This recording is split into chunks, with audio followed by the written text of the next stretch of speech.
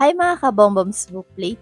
Naranasan mo na ba na ayaw mabuksan ng PayMaya app o kaya naman nagka-crash ito? Sa video na ito, ituturo ko sa iyo kung paano ayusin ang PayMaya app problem sa ilang simple at mabilis na hakbang. Let's get started. Una, check mo yung internet connection. Siguraduhin mo okay ang internet connection mo dahil kung mahina ang signal ng Wi-Fi o mobile data, maaaring ito ang dahilan kung bakit ayaw mag-load ng app.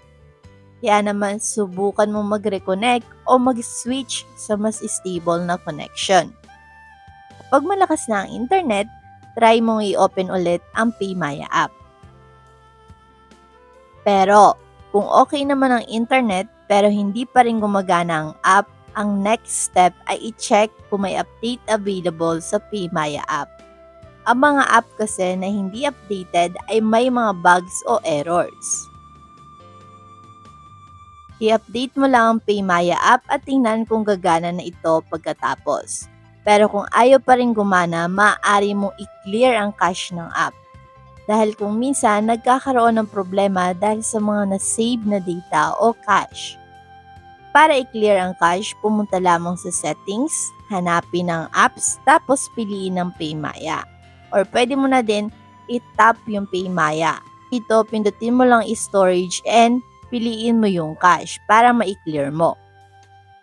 Pagkatapos mo mag-clear, subukan mong i-open ulit ang PayMaya app.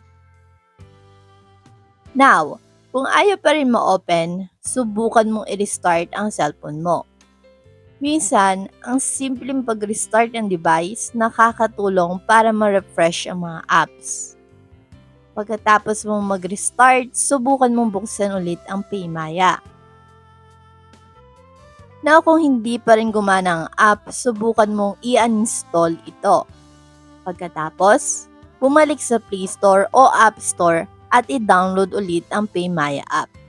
Bago ko ibigay ang final step, kung interesado kayo sa topic na PayMaya tag as duplicate account, GCash can't open, ano ang gagawin? Ang mga link nito ay nasa comment section.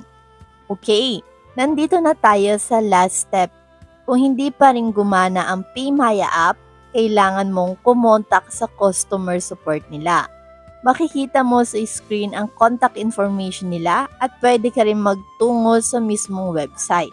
But take note, dapat sigurado ka sa mga pinipindot mong link lalo na pag website ang pupuntahan mo. Sana ay nakatulong ang mga simpleng steps na ito para maayos ang inyong PayMaya app issue. Pero kung meron pa rin kayong katanungan or suggestion, iwan nyo lang yan sa ating comment section at pag may time ka, mabibigyan namin ng kasagutan. Thank you for watching and stay blessed.